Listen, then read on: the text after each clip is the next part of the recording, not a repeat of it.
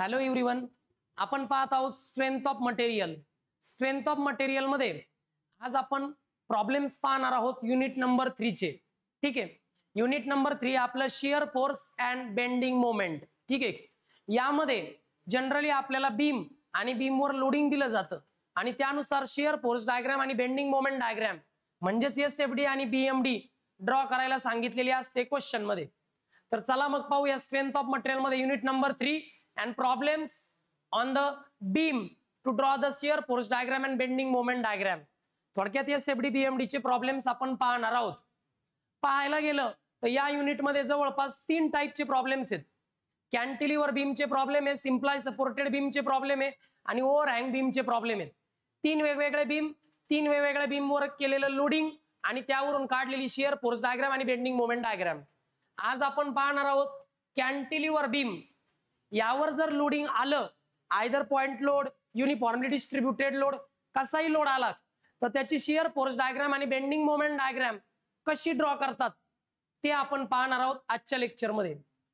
सर्वात प्रथम तर आपल्याला हे समजायला हवं की कॅन्टिलिव्हर बीम म्हणजे काय.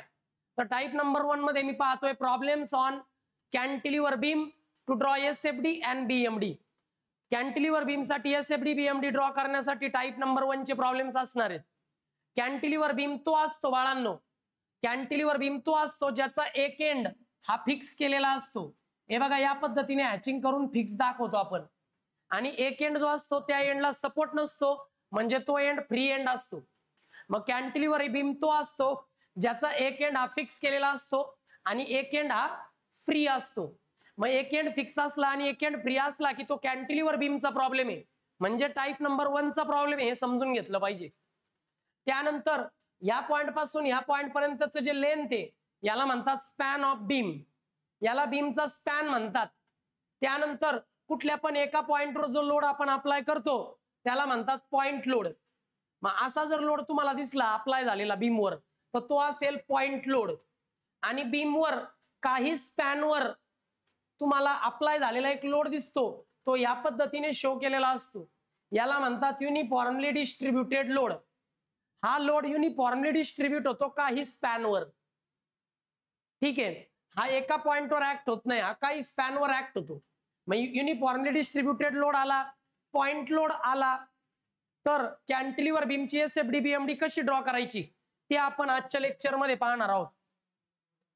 चला तर मग मुलांना एक most of all repeated problem मी घेतोय जो खूप जास्त वेळा एक्झामला आलेला आहे, खूपच महत्वाचा आहे. क्वेश्चन असा आहे, draw shear force diagram and bending moment diagram. Shear force diagram आणि बेंडिंग मोमेंट डायग्राम काढा for the beam given in the figure. Figure मध्ये एक तुम्हाला बीम दिलाय, त्या बीमवर लोडिंग दिलंय आणि त्या लोडिंग साठी तुम्हाला या बीम करता एसएफडी आणि बीएमडी ड्रॉ करायची. कॅन्टिलिव्हर बीमवर लोडिंग आहे आणि त्या लोडिंग करता या बीम करता तुम्हाला ड्रॉ करायची शियर फोर्स डायग्राम आणि बेंडिंग मोमेंट डायग्राम.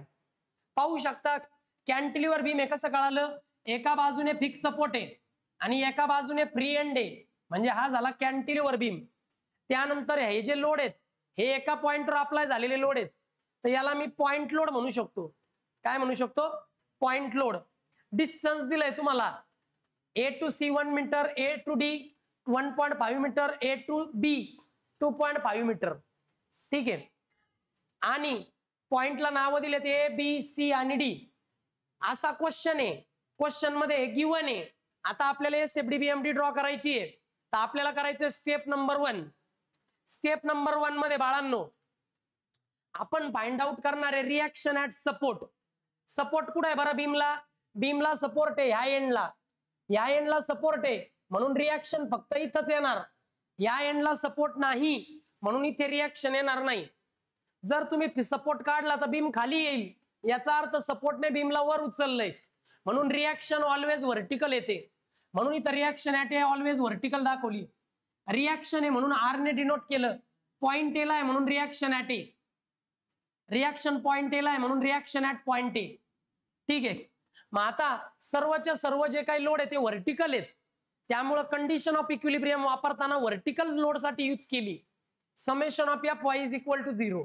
यामध्ये फक्त व्हर्टिकल लोड कन्सिडर केले जातात. अपवर्ड साईडला जाणारा axis Y axis positive, downward साईडला जाणारा वाय ऍक्सिस निगेटिव्ह. हे फिक्स आहे. This is a condition of equilibrium for vertical loads.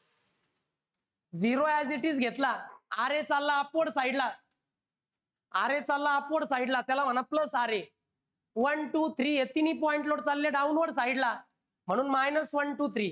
R A as it is घेतला 1 2 3 हे या साईडला मायनस आहे, इकडे येऊन होतील या बाजूला प्लस. कॅल्क्युलेट टाकला, आर ए ची व्हॅल्यू आली 6 किलो न्यूटन. तुमच्या आर ए ची व्हॅल्यू आलेली पॉझिटिव्ह. पॉझिटिव्ह व्हॅल्यू कुठं चालली आहे? अपवर्ड साईडला. म्हणजे तुमची रिॲक्शन अपवर्ड साईडला आहे. हे जे तुम्ही ऍज्युम केलं होतं ते करेक्ट आहे. फर्स्ट स्टेप मध्ये काय डाऊट? फर्स्ट स्टेप समजली? चला आता पाहूया सेकंड स्टेप. सेकंड स्टेप पाहण्याकरता मला इथेच बाजूला लिहावं लागणार आहे बाळांनो. या ठिकाणी घेतो मी स्टेप नंबर 2. स्टेप नंबर 2 मध्ये आपल्याला करायचे शियर फोर्स कॅल्क्युलेशन. काय करायचे? ठीक आहे, शियर फोर्स कॅल्क्युलेशन. आता ज्यावेळी मी शियर फोर्स कॅल्क्युलेशन बद्दल बोलतो, आपण नेक्स्ट पेजवर घेऊ म्हणजे जरा ते व्यवस्थित दिसेल. इथे नको, व्यवस्थितही दिसायला हवं ते.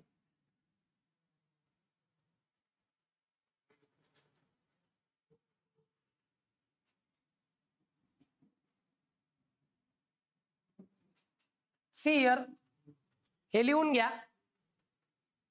लिहून घेतलं का बाळांनो एवढं? चला सेकंड स्टेपकडे जाऊया.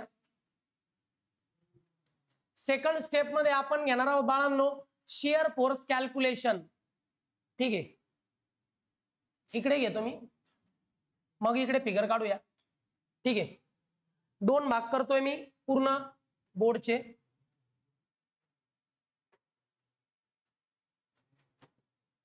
ठीक आहे, शियर फोर्स कॅल्क्युलेशन करता तुम्ही एकदाच फिगर काढायची. आता माझं पेज बदललं त्यामुळे मी अजून एकदा फिगर काढतोय.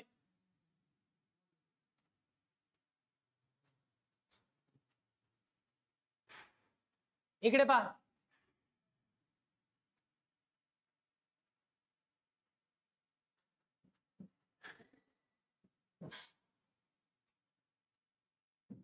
सॉरी परत एकदा ड्रॉ करतो फिगर. जाऊ द्या, कॉपी नाही होते ती. इकडे पहा, असा तुमचा कॅन्टिलिव्हर बीम आहे. या ठिकाणी 1 किलो न्यूटन, या ठिकाणी 2 किलो न्यूटन, या ठिकाणी 3 किलो न्यूटन. ठीक आहे, डिस्टन्स दिलं एवढं 1 मीटर. या ठिकाणी रिॲक्शन ऍट ए बाळांनो, रिॲक्शन ऍट ए ची व्हॅल्यू आली 6 किलो न्यूटन. या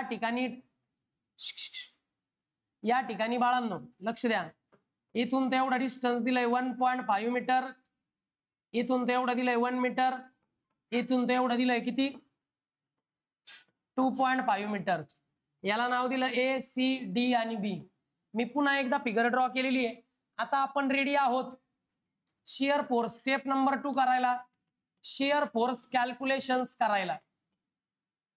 चला शियर फोर्स कॅल्क्युलेशन करूया. आता शियर फोर्स कॅल्क्युलेशन करताना आपल्याला साइन कन्व्हेन्शन यूज करायचे. तर साइन कन्व्हेन्शन यूज करताना कोणते साइन कन्व्हेन्शन यूज कराल रे? लक्षात ठेवा, समेशन ऑफ एफ वाय ला जे साइन कन्व्हेन्शन वापरले त्याचे opposite. Summation of F Y मध्ये अपवर्ड काय होते? पॉझिटिव्ह, इथं घ्यायचे negative. Summation of F Y मध्ये डाऊनवर्ड काय होते? निगेटिव्ह, मग इथं डाऊनवर्ड घ्यायचे पॉझिटिव्ह. हे साइन कन्व्हेन्शन आपल्याला यूज करायचे. पहा आपण जे साइन कन्व्हेन्शन यूज करतो ते असे आहेत. पहा ओके, फिगर शेजारी ठेवायची आपल्याला. तुम्हाला अर्ध्या पेजवर फिगर ठेवायची आणि मग इकडे कॅल्क्युलेशन करायचे, म्हणजे तुम्हाला इझी जाईल फिगर पाहून करायला. आता किती पॉइंट आहेत पहा बरं बाळांनो, 1 2 3 4 पॉइंट्स आहेत. किती आहे मग? 4 2 चा किती होतात? 8. मग तुम्हाला 8 वेळा लिहायचं एस एफ. 1 2 3 4 5 6 7 8. 8 वेळा मी शियर फोर्स असं लिहिलेलं आहे. आता सगळ्यात राईट हँड साईडला कोणता पॉइंट आहे? राईट हँड कडून लेफ्ट हँड कडे जायचं बरं का, बी आहे. मग बीच्या राईट अँड लेफ्ट साईडला एक डॉटेड लाईन मारायची, त्याला मी सेक्शन म्हणतो. मग बीच्या राईट साईडला एक सेक्शन, बीच्या लेफ्ट साईडला एक सेक्शन, मग येतो डी, डीच्या राईट साईडला एक सेक्शन, डीच्या लेफ्ट साईडला एक सेक्शन, मग येतो सी, सीच्या राईट साईडला एक सेक्शन, सीच्या लेफ्ट साईडला एक सेक्शन, मग येतो ए, एच्या राईट साईडला एक सेक्शन आणि एच्या लेफ्ट साईडला एक सेक्शन. अशा पद्धतीने आपल्याला सेक्शन मारून घ्यायचे. मारले का असे सेक्शन? पहा बरं, बीच्या राईट साईडला एक, लेफ्ट साईडला एक, डीच्या राईट साईडला एक, लेफ्ट साईडला एक, सीच्या राईट साईडला, सीच्या लेफ्ट साईडला. या पद्धतीने आपल्याला सेक्शन करून घ्यायचे. आता सेक्शन केल्यानंतर इकडे लक्ष द्या, या साईडला तुम्हाला हात ठेवायचा असा, बरोबर एक सेक्शन दिसला पाहिजे. आता हा जो सेक्शन आहे याच्या पुढे काही लोड आहे का? नाही, म्हणून तिथे 0 घ्यायचा, कारण लोडच नाहीये या सेक्शनच्या राईट हँड साईडला. हा 0 पुढे कॅरी करायचा. आता बीच्या लेफ्ट हँड साईडला यायचं. बघा हा सेक्शन आहे.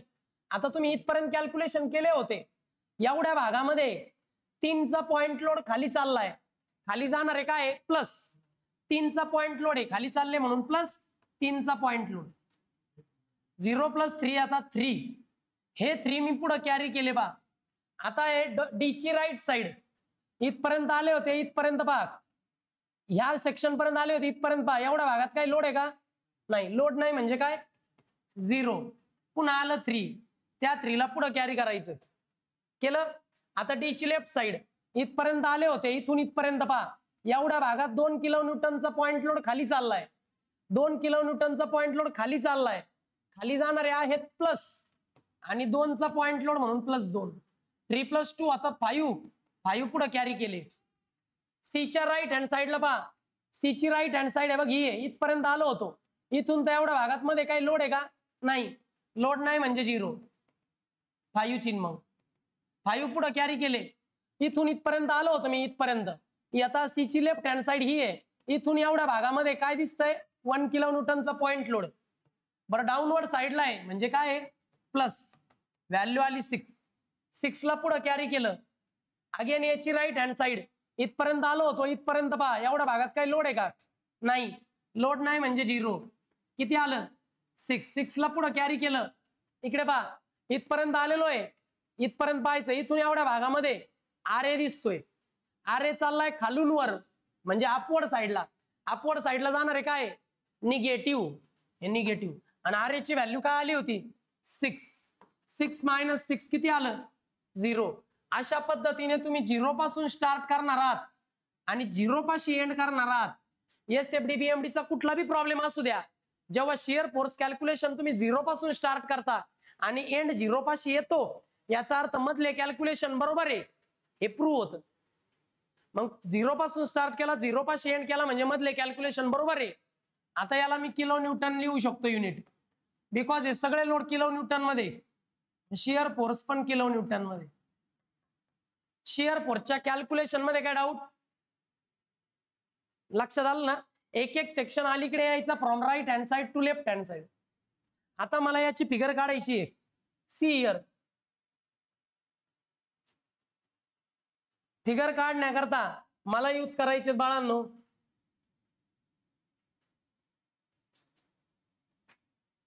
इकडे बघा, फिगर काढण्याकरता तुम्हाला मारायचे आहेत असे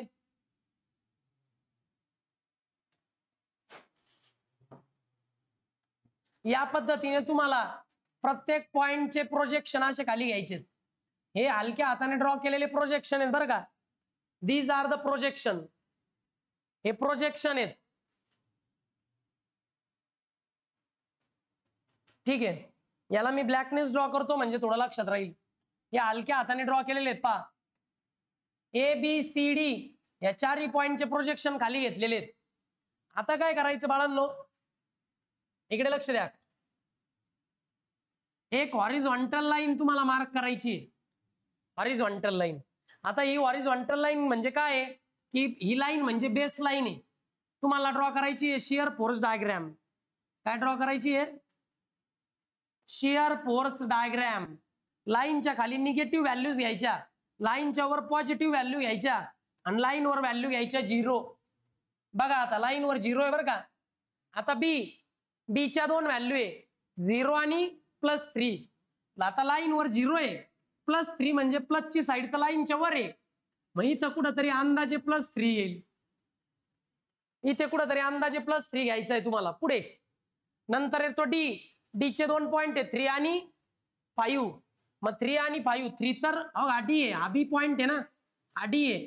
3 तर याच्या लाईन मध्येच येईल. इथं 3 ची लेवल सेम राहील ना, कारण दोन्ही पॉइंट 3 3 चे. 5 मात्र 3 च्या वर जाईल, इथं कुठंतरी 5 येईल पा. त्यानंतर इथं पॉइंट सी चे 2 व्हॅल्यू आहे पा, 5 आणि 6. 5 याच्या लाईन मध्येच कुठंतरी येणार आहे, 5 या लाईन मध्ये कुठंतरी येणार आहे, आणि 6 मात्र 5 पेक्षा वर जाईल पा. त्यानंतर पॉइंट येतो ए च्या 2 व्हॅल्यू पा, 6 आणि 0. मग हे बघा 6 इथे कुठंतरी येईल या लाईन मध्ये, 0 तर लाईन वरच येईल. आता हे तुम्हाला कनेक्ट करायचंय, चला कनेक्ट करूया. हे बघा 6 6 5 5 3. या पद्धतीने बाळांनो मी काय केलं, सर्वच्या सर्व व्हॅल्यू कनेक्ट करून घेतल्या आणि या ठिकाणी मला एक फिगर मिळालेली आहे. आता ही जी फिगर आली ती सगळीच्या सगळी पॉझिटिव्ह डायरेक्शनला आली. बघा ना, पॉझिटिव्ह वरती आहे, सगळी फिगर वर आहे. याच्यामध्ये लिहायचं पॉझिटिव्ह. ही झाली तुमची shear force diagram for this beam and this loading. Any doubt? बघून घ्या, शिअर फोर्स कॅल्क्युलेशन त्यावरून ड्रॉ केलेली आहे शिअर फोर्स डायग्राम. काय डाऊट रे? नक्की समजलं? घ्या ड्रॉ करून, कोणत्या स्टेपला काय डाऊट आला तर विचारा मला.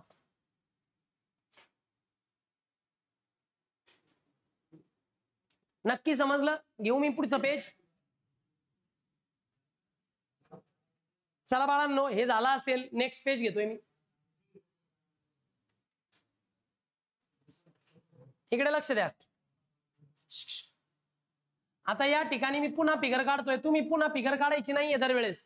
तुम्ही फिगर खाली जागा सोडायची, फिगर खालीची एसएफडी, त्याच्या खाली बीएमडी, असं ड्रॉ करायचंय.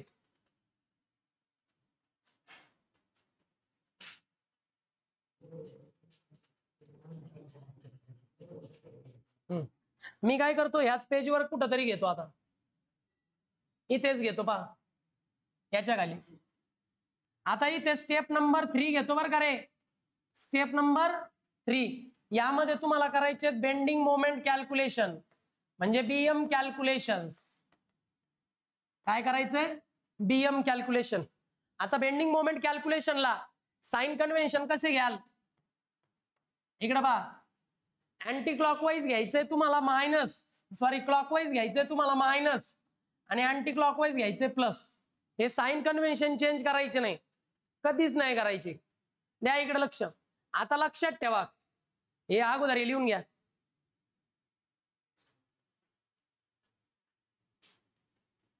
घेतलं का लिहून? आता लक्षात घ्या, आता जेव्हा कॅन्टिलिव्हर बीमचा प्रॉब्लेम येतो तेव्हा कॅन्टिलिव्हर बीमचा फ्री एंड कोणता आहे जिथं सपोर्ट नाही? मग फ्री एंडला ऑलवेज मोमेंट 0 असतं. मग घ्यायचं moment about B always 0 kilo Newton metre. बीचं मोमेंट झालं काढून. ऑलवेज फ्री एंडला मोमेंट 0 असतं कॅन्टिलिव्हर बीमच्या. पुढचा कोणता येतो रे बी नंतर? डी. हे बघा डी आहे. आता डी ची फक्त राईट साइड पाहायची बरं का. कर्कटकचं टोक डी वर ठेवायचं, पेन्सिलचं टोक बी वर ठेवायचं. ह्या लोडवर एरोच्या डायरेक्शनने पेन्सिल फिरवलं, कशी फिरतीये? कशी फिरते? क्लॉकवाईज. मग कर्कटकचं टोक ठेवलं डी वर, कारण डी भोवती मोमेंट घेतोय. पेन्सिलचं टोक ठेवलं या एरोवर, एरोच्या डायरेक्शनने पेन्सिल फिरवली, क्लॉकवाईज फिरतं. क्लॉकवाईज फिरतं म्हणजे मायनस. व्हॅल्यू काय लोडची? 3. आणि एवढं डिस्टन्स किती? मोजा एवढा डिस्टन्स. एवढं जर 2.5 आणि एवढं 1.5 ते किती झालं? एवढं जर 2.5 आहे इथपर्यंत, एवढं 2.5 आणि एवढं 1.5 आहे, मग एवढं 1 मीटर होईल ना. मग इथं कर्कटक आहे, एक क्लॉकवाईज फिरतं म्हणून मायनस. व्हॅल्यू 3 आहे आणि डिस्टन्स 1 आहे. मग इकडे पहा, मोमेंट अबाउट डी क्लॉकवाईज फिरतं म्हणजे मायनस. लोडची व्हॅल्यू 3 किलो न्यूटन, पण डी पासून त्या 3 किलो न्यूटनचा डिस्टन्स आहे 1 मीटर. झालं ना? मग हा झाला फोर्स, हे झालं डिस्टन्स, आणि हे झालं क्लॉकवाईज फिरतो म्हणून निगेटिव्ह. किती आला answer? -3 kilo Newton metre MD झाला. आता मोमेंट अबाउट सी आता आपल्याला घ्यायचा आहे मोमेंट अबाउट सी. इकडे लक्ष द्या. मोमेंट अबाउट सी कसा काढणार? हे बघा इथं सी आहे. सी वर कर्कटकचं टोक, बी वर पेन्सिलचं टोक, कसा फिरेल रे हा? क्लॉकवाईज. इथून एवढं डिस्टन्स माहित पाहिजे. हे 2.5 मीटर, एवढं 1 मीटर आहे, म्हणजे टोटल किती झालंय? एवढं झालं 1.5. मग इथे कर्कटक 3 किलो न्यूटन वर पेन्सिलचं टोक, क्लॉकवाईज फिरतो म्हणून फोर्स आहे 3 आणि डिस्टन्स आहे 1.5. क्लॉकवाईज फिरतो म्हणून फोर्स आहे 3 चा आणि किती डिस्टन्स वर आहे? 1.5. अजून एक आहे, त्यामुळे अजून एक कॅल्क्युलेशन इन पा. परत सी वर कर्कटकचं टोक ठेवा आणि या 2 किलो न्यूटन वर पेन्सिलचं टोक ठेवा.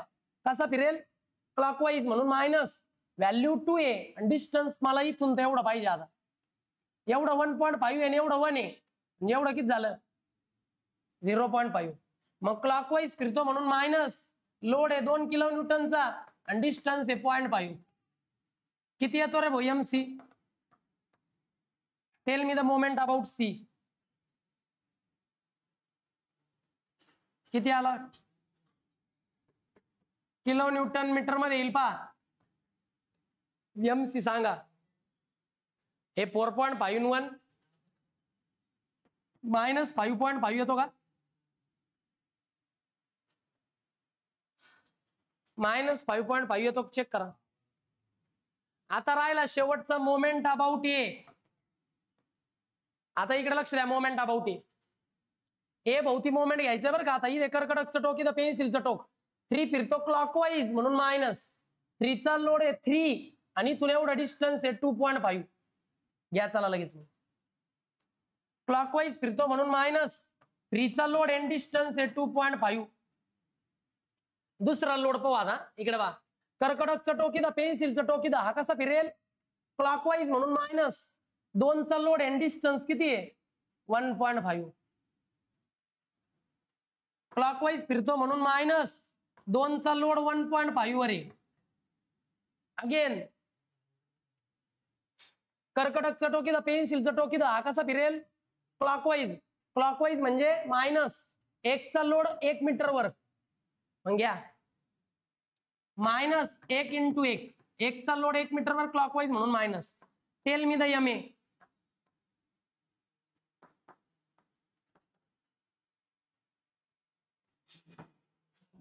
किती येतं सांग रे भाऊ? काढा कॅल्क्युलेटरवर याचे व्हॅल्यू सांगा मला काय आल्या. या फायनल व्हॅल्यू सांगा.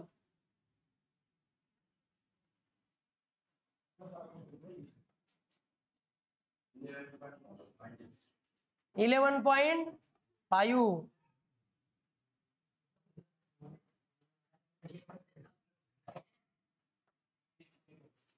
अशा पद्धतीने तुम्हाला बेंडिंग मोमेंट कॅल्क्युलेशन ड्रॉ काढायचे बाळांनो. इथून एवढ्या याच्यात बेंडिंग मोमेंट कॅल्क्युलेशन मी केले. काय डाऊट आहे का विचारा. फ्री एंड भोवती मोमेंट 0 असतं. बाकीचे फक्त राईट हँड साईडचे फोर्स पाहून क्लॉकवाईज फिरवायचे आणि निगेटिव्ह व्हॅल्यू घ्यायची, फोर्सने मल्टिप्लाय करायचं डिस्टन्सला. आता चला बेंडिंग मोमेंट डायग्राम काढू.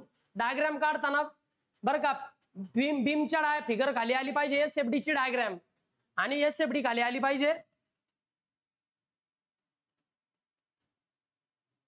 SFD च्या खाली आली पाहिजे बाळांनो बेंडिंग मोमेंटची diagram. This is a figure. Base line मारली, लाईनच्या वर प्लस, लाईन वर 0, खाली मायनस. या ठिकाणी येईल पॉइंट A, इथं C, इथं D, इथं B. आता लक्ष द्या. मोमेंट अबाउट B काय आला? 0. मोमेंट अबाउट B 0 आलेला आहे, म्हणजे इथं लाईन वर येईल पाहतो पॉइंट. मोमेंट अबाउट C काय आला बरं? सॉरी, मोमेंट अबाउट D काय आला? -3. मायनस म्हटलं की बेस लाईनच्या खाली, प्लस म्हटलं की बेस लाईनच्या वर. मग D चा आन्सर आलाय -3. पुढे MC म्हणजे मोमेंट अबाउट C किती आला? -5.5. -5.5 याचा अर्थ बरोबर C च्या खाली, पण 3 च्या पण खाली लेवल जाईल कारण व्हॅल्यू मोठी आहे. ओके, काय अडचण यामध्ये? -3 -5.5. आणि शेवटचा MA आला होता पहा तुमचा MA -11.5. हा A अजून खाली जाईल -11.5. अशा पद्धतीने सगळ्या व्हॅल्यू निगेटिव्ह आल्या म्हणून बेस लाईनच्या खाली फिगर आली. आता यांना जोडायचं. जोडताना कसं जोडायचं बघा, इथून तर तुम्हाला स्ट्रेटच जोडायचंय. जर समजा ए आणि सी च्या मध्ये युडीएल आहे तर वरच्या बाजूला असा कर्व काढायचा, पॅराबोलिक कर्व. पण इथं युडीएल नाहीये म्हणून सरळ जोडायचं. त्यानंतर सी आणि डी च्या मध्ये पण युडीएल नाहीये मग स्ट्रेट जोडायचं. परत डी आणि बी च्या मध्ये पण युडीएल नाहीये, परत स्ट्रेट जोडायचं. इथं कुठंच युडीएल नव्हता म्हणून स्ट्रेट लाईन मध्ये जोडलं. जर ज्या भागात युडीएल असतो तिथं असा पॅराबोलिक कर्व काढायचा कनेक्ट करायला. अशा पद्धतीने बेंडिंग मोमेंट डायग्राम निगेटिव्ह साईडला आली, खालच्या साईडला म्हणजे निगेटिव्ह साईडला, याला म्हणायचं बेंडिंग मोमेंट डायग्राम. अशा पद्धतीने बाळांनो बेंडिंग मोमेंट कॅल्क्युलेशन आणि बीएमडी ड्रॉ केलेली आहे. काही डाऊट असल्यास विचारा मला. इथं या ठिकाणी हा प्रॉब्लेम संपतो. अजून एक ऑब्झर्वेशन असं कळतं की जेव्हा तुम्ही सिम्प्लाय सपोर्टेड बीमचे प्रॉब्लेम करता ना, एसएफडी बीएमडीचे, beam SFD BMD simply supported cantilever बीमचा प्रॉब्लेम करता एसएफडी बीएमडीचा, जर बीमवर कपल आला नाही, जर बीमवर मोमेंट आला नाही तर एसएफडी ऑलवेज पॉझिटिव्ह येते बरं का. कॅन्टिलिव्हर बीमची एसएफडी ऑलवेज पॉझिटिव्ह येते आणि कॅन्टिलिव्हर बीमची बीएमडी ऑलवेज निगेटिव्ह येते. ऑलवेज जर कपल आला नाही तर. ओके, ही ऑलवेज पॉझिटिव्ह येते आणि ही ऑलवेज निगेटिव्ह येते. जर पेपरला तुमच्याकडे 3 ऑप्शन आहेत, cantilever beam, simply supported beam, overhang beam, त्यातला कुठला प्रॉब्लेम तुम्ही सोडवायचा, तर मी सांगेल की तुम्ही कॅन्टिलिव्हर सोडवा. कारण याच्यामध्ये पॉइंट ऑफ कॉन्ट्राफ्लेक्चर येत नाही कपल आल्याशिवाय. येतच नाही पॉइंट ऑफ कॉन्ट्राफ्लेक्चर इथं, आणि इथं पॉइंट ऑफ कॉन्ट्रास्ट येतच नाही कपल आल्याशिवाय. आणि कपलचे प्रॉब्लेम तुम्हाला येतच नाही फायनल एक्झामला जास्त करून. त्यामुळं हाच प्रॉब्लेम व्यवस्थित करा. समजला असेल तर ओके, नसेल समजला नेक्स्ट लेक्चरला आपण पुढचे प्रॉब्लेम पाहू. Okay, bye. लिहून घ्या.